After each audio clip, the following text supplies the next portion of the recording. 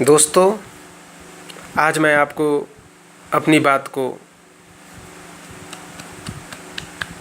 आगे बढ़ाना चाहता हूँ। आपको कुछ और बातें बताना चाहता हूँ जिसकी आपको अत्यंत आवश्यकता है। जब अपना भारत देश आज़ाद हुआ 1947 में, तो गांधी जी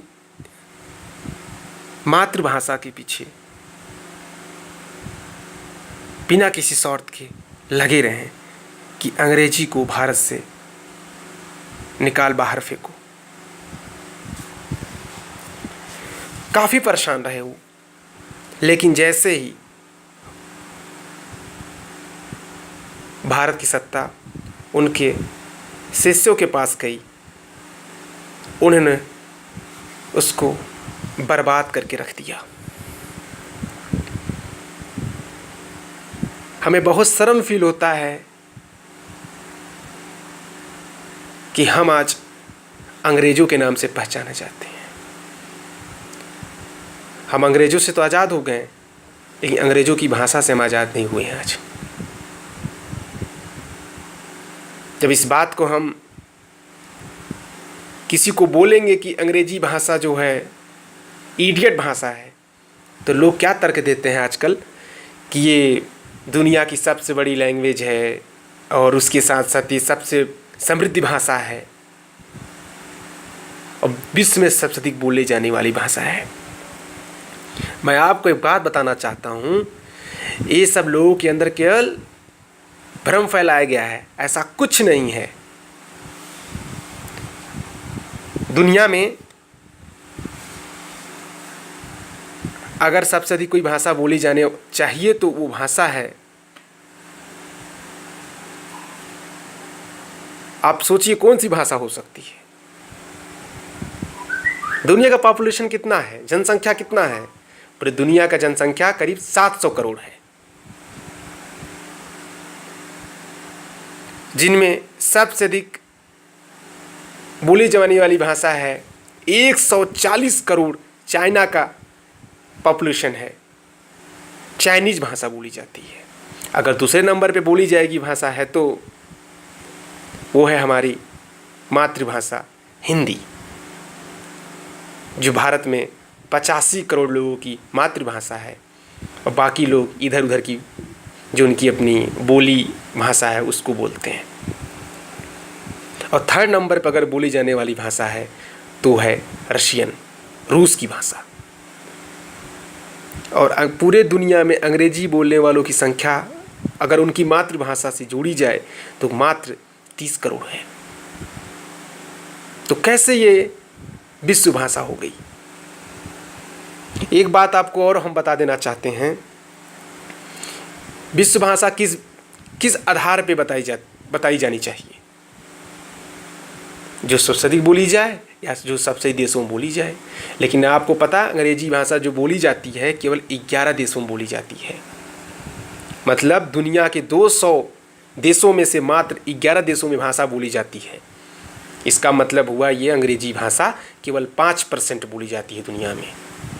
अब पॉपुलेशन का, जनसंख्या का 4%, 96%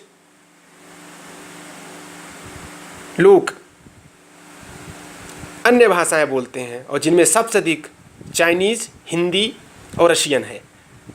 तो इनको क्यों नहीं आगे बढ़ाया जाता? और हम लोग सोचें अपने देश के बारे में, हम दुनिया के सेकंड लोग हैं जो विश्व में सबसे अधिक अपनी भाषा का इस्तेमाल करते हैं, लेकिन उसको हम अपने देश की भाषा नहीं बना पाए आज तक।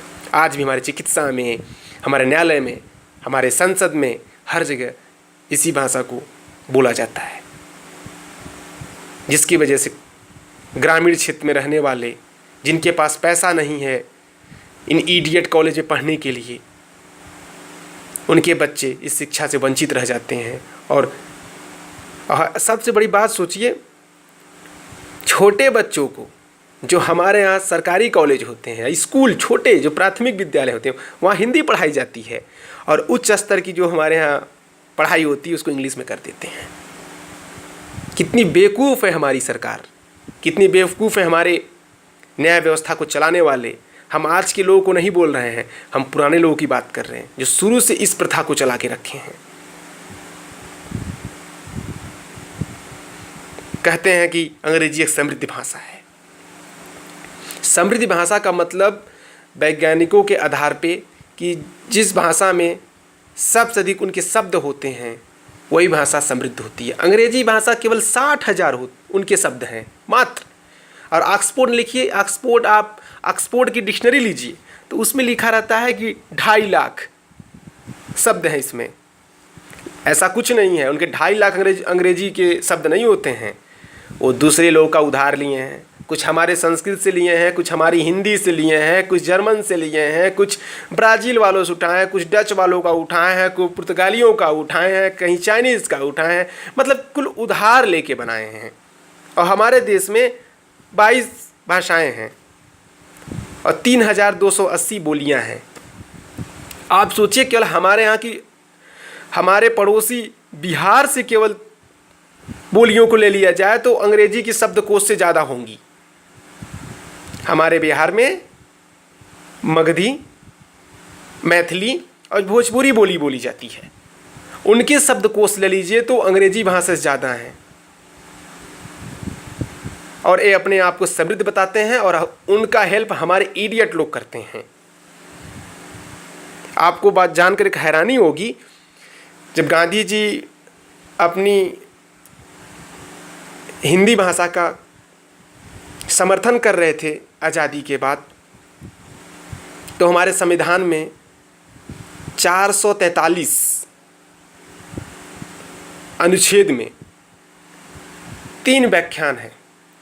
जो अनुच्छेद फर्स्ट है उसका 343 का, उसमें लिखा गया था कि 15 साल के पश्चात भारत से अंग्रेजी भाषा को हटा के वहाँ पे हिंदी भाषा न्याय व्यवस्था, शिक्षा, उच्च स्तरीय शिक्षा व्यवस्था और संसदीय भाषा कर दी जाएगी। लेकिन जब 1955 में इस बात को दोबारा राष्ट्रपति ने उठाया तो हमारे जो राजनेता थे तो उन्होंने कहा कि अभी अनुकूल समय नहीं है। तो उस समय इस बात को वहीं पे टाल दिया गया। 1963 में इस बात को लेकर फिर से संसद में बहुत बड़ी बहस हुई, लेकिन इसमें सफलता नहीं हासिल हो पाई क्योंकि हमारे साउथ इंडियन, दक्षिण भारतीय इस बात को लेकर दंगा करना शुरू कर दिए। दंगा को वो नहीं किए, उनके राजनेता कराए कि वो चाहते थे कि अंग्रेजी को लेकर लटके रहे हैं, हम उसको ढोते रहे हैं क्योंकि आदत सी पड़ गई है उनको अपने देश को, अपनी देश की पहचान मिटाने की, अपनी देश की सभ्यता मिटाने की। हम उनको नहीं कोस रहे हैं, हम वहाँ के राजनेताओं को कोस रहे हैं जो उस समय के थे, जिनकी वजह से आज हमारे देश में आप सोचिए 85 करोड़ लोग हिंदी बोलते हैं, बाकी सब लोग दूसरी लैंग्वेज का इस्तेमाल करते हैं। अगर 1963 में वो संसद में जो बहस हुई थी, अगर उसकी सफलता मिल गई होती, कानून पारित हो गया होता, तो आज जो हमारे 85 करोड़, अब तो अत्यधिक हो गए होंगे, 100 करोड़ लोगों को इस समस्या का समाधान मिल गया होता। लेकिन कुछ लोग की आदत होती है ना, उसी को पकड़े रहना। उनको ज्ञान नहीं इस बात का कि देश का विकास कैसे हो सकता है। देश के विकास के लिए अपनी मातृभाषा सबसे बड़ी जड़ होती है जो हमें आगे लेके जाती है।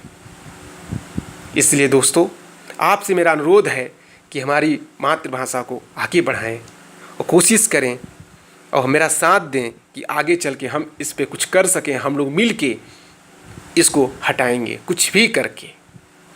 और हम, अगर मेरी आवाज़ आगे तक जाती है तो हम सरकार से अनुरोध करना चाहते हैं उस 1963 की बात को फिर से संसद में दोहरानी चाहिए और इस पर चर्चा होनी चाहिए। अगर अमेरिका से आगे जाना, अमेरिका तो खुद इंग्लैंड का गुलाम था जो अंग्रेजी से आज बंधा हुआ है। इसलिए उसकी ये हालत है कि वो दूसरे देशों से हमेशा राजनीति कर करके जो अपने पेट पालता रहता है, वो दूसरों की क्या तुलना करेगा, जो दूसरों के ऊपर जीता रहता है। उनके पास है क्या? उनके पास कुछ नहीं है।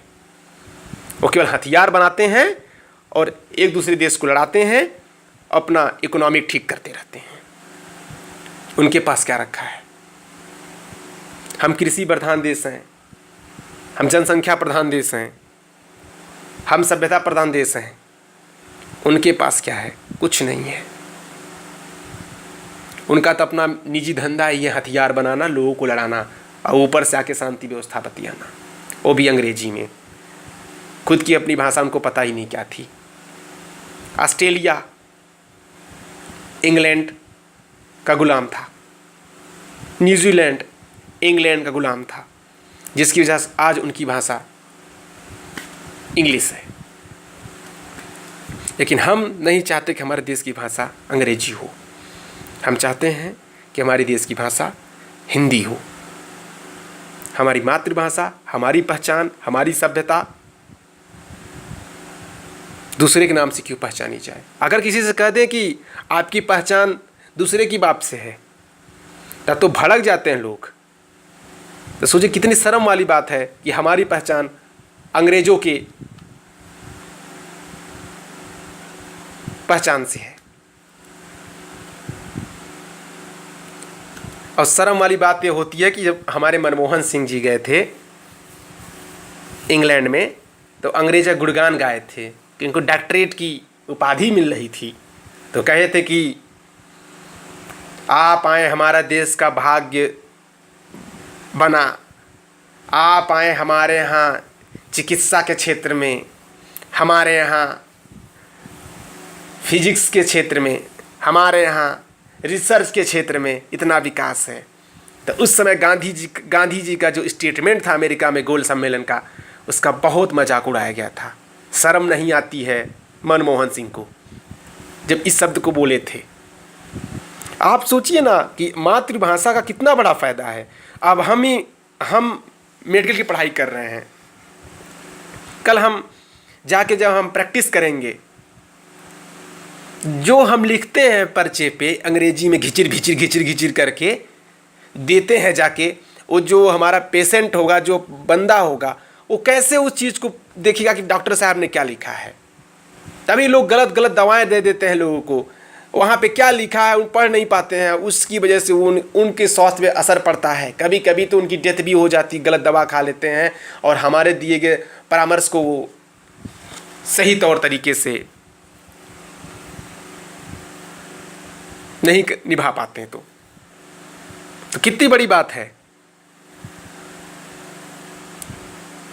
मातृभाषा को लाने के लिए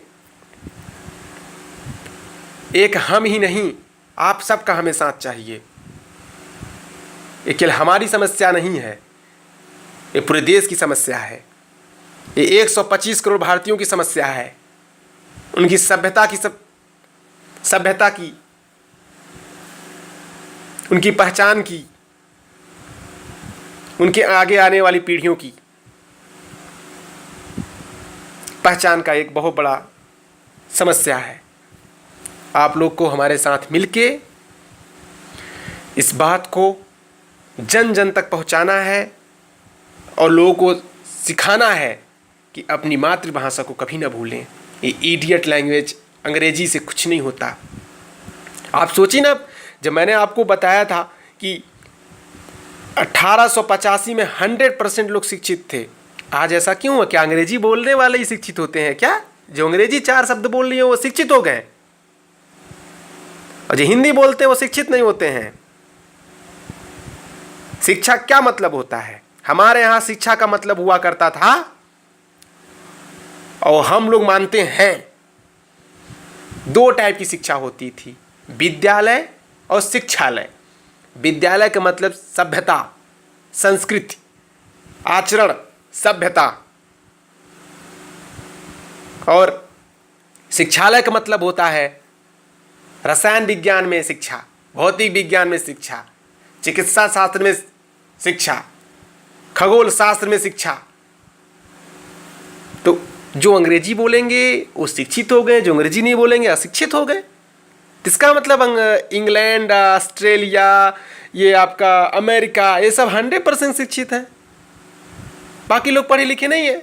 ये जनगणना जो करते हैं वो तो इडियट होते हैं, हमें लगता है। लिखते हैं उत्तर प्रदेश में और बिहार में लोग शिक्षित नहीं है। शर्म आनी चाहिए। हमारे उत्तर प्रदेश बिहार से सबसे अधिक लोग निकलते हैं। आपकी जितनी उच्चतर लेवल की जितनी भी सरकारी विभाग की परीक्षाएं हैं, तो कैसे आप कह सकते हैं कि हमारे उत्तर प्रदेश और बिहार में, एमपी में, हरियाणा में, राजस्थान में लोग अशिक्षित हैं? इस बात को समझाना पड़ेगा, समझना पड़ेगा, जड़ तक समझना पड़ेगा। मल्टीनेशनल कंपनियां हैं, उनकी परेशानी है, उनको व्यापार करना है, वो हिंदी में बोले। जिस देश में मैं इसमें बैठा हुआ हूं, इस देश में यहाँ की जो लोकल भाषा है, इनकी मातृभाषा है, वो अपने दूध के प्रोडक्ट पे ही नहीं, अपने छोटी सी छोटी चीज़ों पे अपनी मातृभाषा को लिखते हैं। और हम जैसे फॉरेनर आते हैं, हमारी प्रॉब्लम है, हमें उसका मतलब जानना होता है। वो हमें अंग्रेजी नहीं बताते हैं कि अंग्रेजी में लिख देंगे कि हमारा व्यापार बढ़ेगा। ऐसा कुछ नहीं। हम 4 लोग के आने से व्यापार नहीं बढ़ता। उनको पता है कि इनकी परेशानी है, हमारी मातृभाषा को सीखें। और हमारे यहाँ क्या है? हमारे यहाँ इडियट लैंग्वेज अंग्रेजी को पूजते हैं और हिंदी बोलने वालों का मजाक उड़ाते हैं।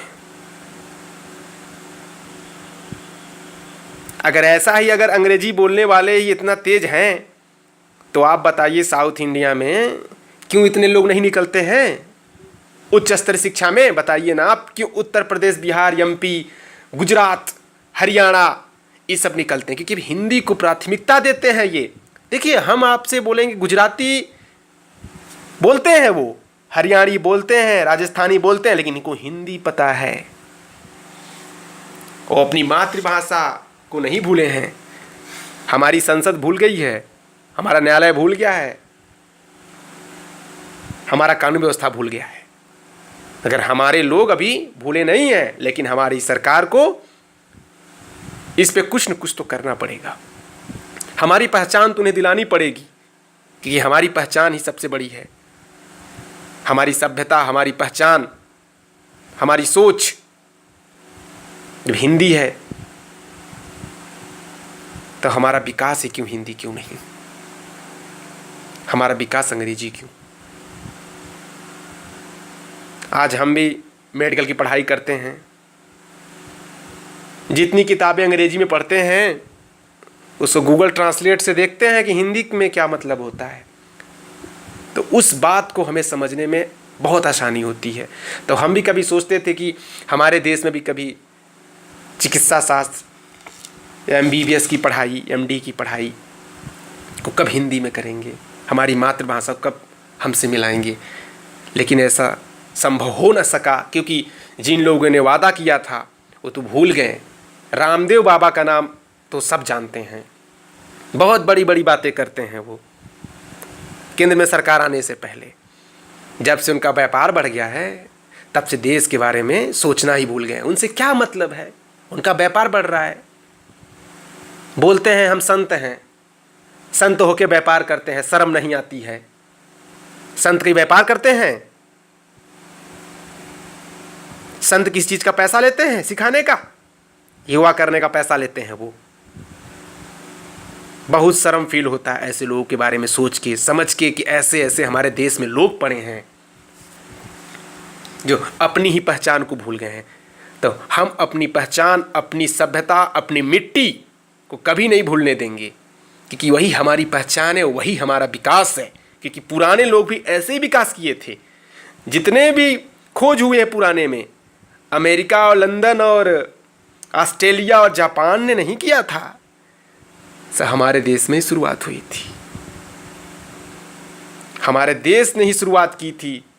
चाहे शून्य का खोज हो, चाहे गणित में जितने भी खोज हुए हैं, सब हमारे देश ने। मेडिकल का शुरुआत भी हमारे देश में हुआ सबसे पहले।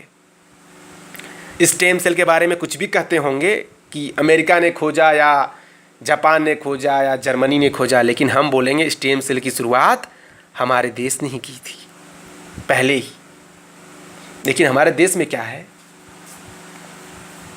अंग्रेजी की वजह से चाहते थे कि अंग्रेजी रहेगी तो हम दुनिया के सामने परोसेंगे। अगर इसी बात को सोचे होते, किसी बात को परोसने के लिए दुनिया के सामने में हिंदी का सहारा लेते, तो उनको मजबूर होना पड़ता कि हिंदी को सीखते हैं वो, ना कि अंग्रेजी को सीखते हैं। आज हमें बहुत शर्म आती है कुछ राजनेताओं का नाम लेते हुए, जैसे पंडित जवाहरलाल नेहरू, इंदिरा गांधी जैसे लोग देश को खोखला करके चले गए हैं, खा गए हैं। गांधी जी मजबूर थे, उन्होंने कहा था एक बार कि अगर मुझे भारत का एक दिन का राज्य मिल जाए, एक दिन शासन करने का मौका मिल जाए, तो मैं सबसे पहले भारत की मातृभाषा हिंदी करके दिखाऊंगा। शहीदों की भाषा तो हिंदी थी नहीं, बलिदान देने वालों की भाषा तो हिंदी थी नहीं, फांसी पे चढ़ गए उनकी भाषा तो हिंदी थी नहीं, क्रांतिकारियों की भाषा तो हिंदी थी नहीं। ये दिखाना चाहते हैं वो। शर्म नहीं आती इन सबको। उनके हिसाब से भगत सिंह, चंद्रशेखर आजाद अंग्रेजी बोलते थे, अंग्रेजी में आज़ादी मिल गई उनको, अंग्रेजी तक लोगों के पास जाते थे। सब झूठ है। बलिदान की भाषा, शहीदों की भाषा सब हिंदी थी, जन जन तक पहुंचाया गया हिंदी। लेकिन हमारे देश में हिंदी को प्राथमिकता नहीं दी गई, जिसके आज हम बहुत पीछे हैं। मातृभाषा ही सबसे बड़ी भाषा होती है लोगों की, और उनकी विकास की जड़ होती है। इस बात को मैं बार बार दोहराता रहूँगा और इसके लिए काम करता रहूँगा और लोगों को जागरूक करता रहूँगा कि हिंदी अपनी भाषा है। साउथ वालों को भी समझाऊँगा और नॉर्थ वालों को भी समझाऊँगा, ईस्ट वालों को भी समझाऊँगा और वेस्ट लोग को भी समझाऊँगा। जो लोग इससे वंचित हो रहे हैं उनको बताऊँगा। और मल्टीनेशनल कंपनी को मजबूर करना पड़ेगा। सरकार कर सकती है कि आप आइए, हमारे मातृभाषा को यहाँ पे बढ़ावा दीजिए, उसके बाद आप यहाँ पे व्यापार कर सकते हैं। क्योंकि मजबूर है, उनके पास कोई देश ही नहीं है कि जहाँ व्यापार कर सकें वो, कि मार्केट तो हमारे पास है सब चीज़ों का। कोई राजनेता दावा करता है कि हम मल्टीनेशनल कंपनी को लाते हैं, हम बोलते हैं आप झूठ बोल रहे हैं। आप लाते हैं केवल जो रिजेक्टेड मल्टीनेशनल कंपनी हो तो उनको हमारे देश में लाके लॉन्च करते हैं, जहर बंटवाते हैं और कहते हैं 100% सब्सिडी। दोस्तों, बस मैं अपने बात को विराम देना चाहता हूं। आप लोग अगर मेरी बात को थोड़ा सा भी समझे हो तो आप लोग से मेरा निवेदन है, प्रार्थना है कि सब मिल के इस बात को सोचें और अपने देश के बारे में सोचें। थोड़ा सा आपके पास टाइम हो तो देश के बारे में सोचें, थोड़ा सा अपने स्वार्थ को थोड़ा सा त्याग दीजिए। प्रार्थना करता हूँ आपसे मैं। जय हिंद, जय भारत।